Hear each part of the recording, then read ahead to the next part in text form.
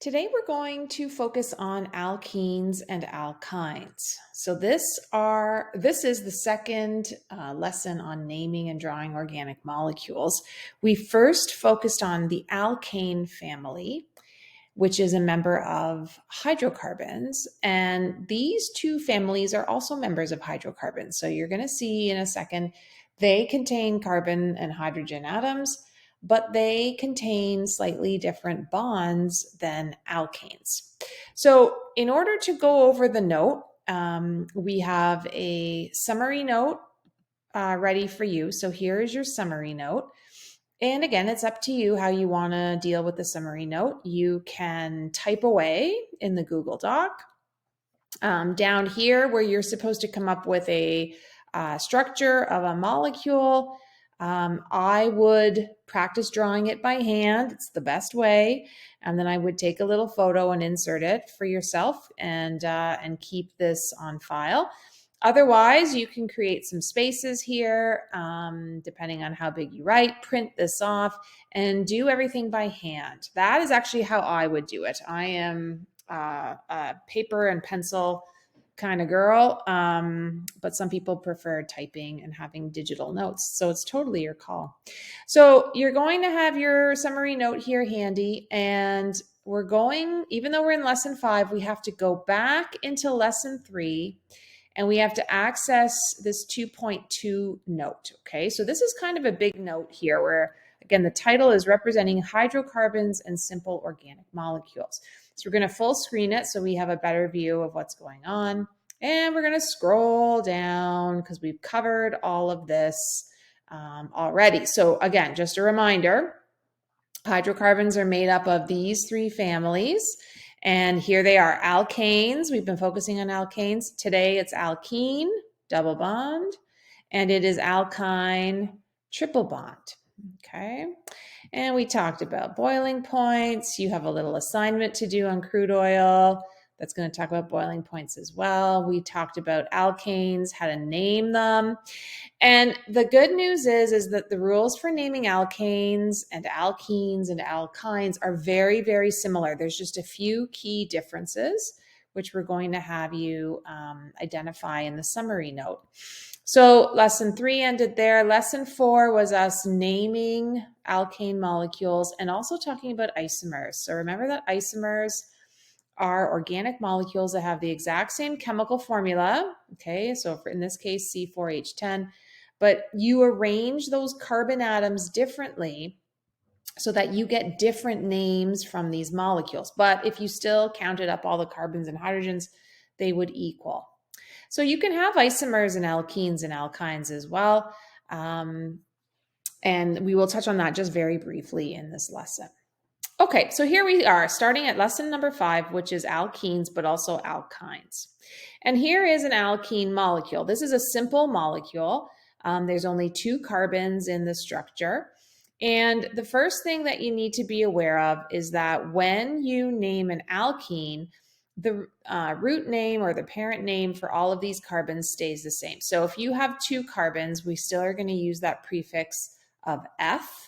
Okay, but we aren't going to call this an ethane molecule, okay, because ANE, that suffix, indicates an alkane family, which means single bonds. And I don't have single bonds, I have a double bond.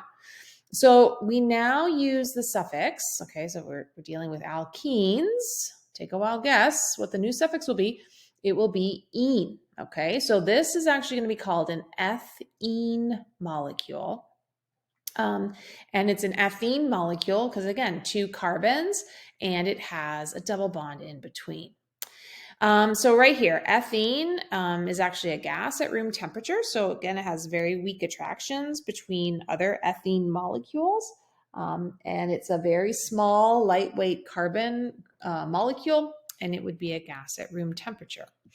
So there are 3 key differences between naming alkenes and alkanes. One is that instead of using the suffix ane, you're now going to indicate an alkene by using the suffix of ene, okay? And that tells anybody in chemistry that knows anything about organics that ene means you have a double bond somewhere in the molecule.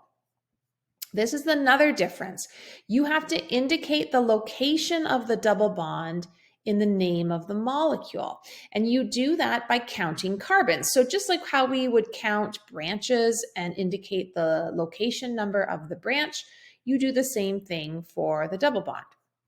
And when you start numbering your carbon molecule, you now are going to start numbering the carbon atoms from the end closest to the double bond. So you'll recall in alkanes, we would number it from the side closest to the branch. Now we number from the side closest to the double bond. Okay, that the double bond takes precedence or is more important in numbering a molecule compared to a branch. Okay. So here is an example of an alkene. And notice we have 3 carbons. Okay, so there's a carbon over here. And we have 1, 2, 3 carbons in total. But if I was going to start to number this, I have to number on this side because this is the side closest to the carbon double bond. So I would number this as carbon 1, carbon 2, and carbon 3. And because the carbon double bond begins on carbon 1, okay, so it sits between carbons 1 and 2, but it starts on carbon 1, I would call this molecule a propene. Okay, so 3 carbons is prop. Ene tells me there's a double bond, but I would be more specific and I would say prop 1-ene. Okay, and by putting 1 in front of the suffix, that tells us that the double bond is sitting or begins on carbon 1. So there are some steps here that you can follow based on basically what I just told you. So longest continuous chain of carbons, this is always the most important step. Step 2 is numbering those carbons. And again, you're going to start from the side closest to the double bond. And then step 3 is naming this molecule. And I would actually be putting the carbon number 1 right here in front of the ene suffix. You're going to see that we do this later on. And it's important that you identify where the carbon is.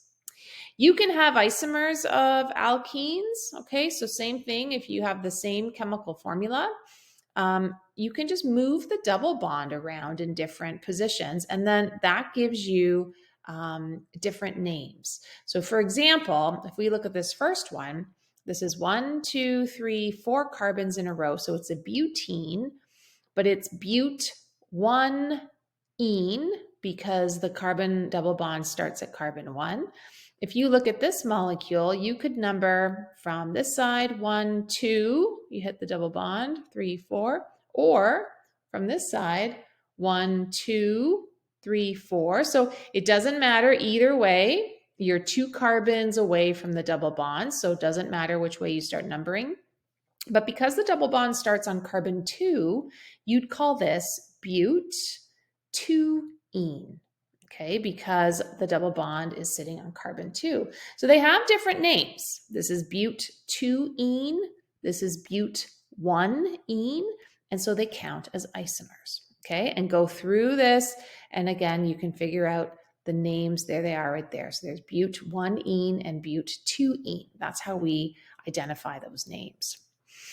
So here you can go through all of these examples and come up with the names yourself. You can check your answers here, but remember, what you do is you just start numbering from the side closest to the double bond. Okay, so this, if we start on this side, we go 1, 2, 3, 4 carbons till we hit the double bond. But from the right side, we would number 1, 2 carbons and we hit the double bond. So we're going to start numbering from the right to the left. And we just indicate the position of that double bond in front of the suffix ene. Now, you can also have alkenes that have branches, absolutely, okay? And numbering the branches is no different than when we were numbering them with alkanes. Now, you're going to have to start numbering your whole parent right here because this is the side closest to the double bond. But then, you have a methyl branch here, another methyl branch. You have 2 of them, so we would call it a dimethyl. They're sitting on carbons. Let's figure this out. So this is carbon 1, 2, 3, 4. So it's a 3,4 dimethyl. Oh, sorry, there's this one here too. I forgot about that methyl. So you actually have 3 methyl groups. So they're sitting on 2, 3, 4 trimethyl because there's 3 of them. And then the parent is a 1, 2, 3, 4, 5, 6. So it's 2, 3, 4 trimethyl. It's a hex and it's a 1-ene. Okay, because there's that double bond there. So the rules are similar, but again, there's some slight differences. You got to try these and make sure that you have a good handle on it. Let's see if I was right here. Put all the pieces together. Yep. 2, 3, 4 trimethyl hex 1-ene. So there are several here that you can try. Be careful here with this one. This is a little ethyl group. Like, note that there's 2 carbons attached. They've just condensed it down. And I have these in the summary notes for you, and you can try them all and try to name them on your own and check your answers here as you go through. You can also draw them. So if I say to you, draw a but-2-ene, you know that the parent has 4 carbons. Okay, so you have to know that but means 4 carbons. And you would draw out your 4 carbons, right? So 1, 2, 3, 4. And then on carbon 2, you would put your double bond between those carbons and then fill in all the hydrogens that would be remaining. Remember that carbon makes 4 bonds. So when you put a double bond in, that counts as 2 bonding sites for that carbon. And on this side, there'd be 1 bonding site. So all that's left for hydrogens is just 1 spot. Okay, so whenever you add a double bond, you go down by 2 hydrogens compared to an alkane. Okay, and watch this video. These videos are excellent, okay, as giving you these examples as to how to draw them. The other family is alkynes, and we lump alkenes and alkynes together because they are so similar. Okay, so an alkyne now will have a triple bond between carbons, and this is where it ends. You cannot have a quadruple bond between carbons. It just doesn't exist. It stops at a triple bond. And the rules of naming alkenes and alkynes are identical. Okay, the only difference is if you have a triple bond, you have to use the suffix YNE. Okay, so you're now going to call this is a 2-carbon molecule, so 2 carbons is F, and then a triple bond means it's ethyne is how we would pronounce that, and we would write that with a YNE. So here again, this is 1, 2, 3 carbons. On carbon 1 is where my triple bond is located. So this is a prop. Okay, 3 carbons is prop, 1 ine. Okay, and I think they may not, yeah. Oh, there they, its name would be prop 1 ine. Okay, so there it is right there. All right. And so same thing, you can go through and again, you've got a number from the side closest to the triple bond or double bond, if that's what it was. Just change the suffix to YNE. There's a branch, you know how to name branches. You can go through and you can practice these ones as well. Here's a couple multiple choice, love it. Give those a try. And then I'm gonna have a worksheet for you as well in the content that you can practice with some alkene and alkyne molecules. Okay, and then we're going to stop there. Next up is reactions of hydrocarbons, and that will be our lesson for the next day. Okay, any questions, make sure you let me know.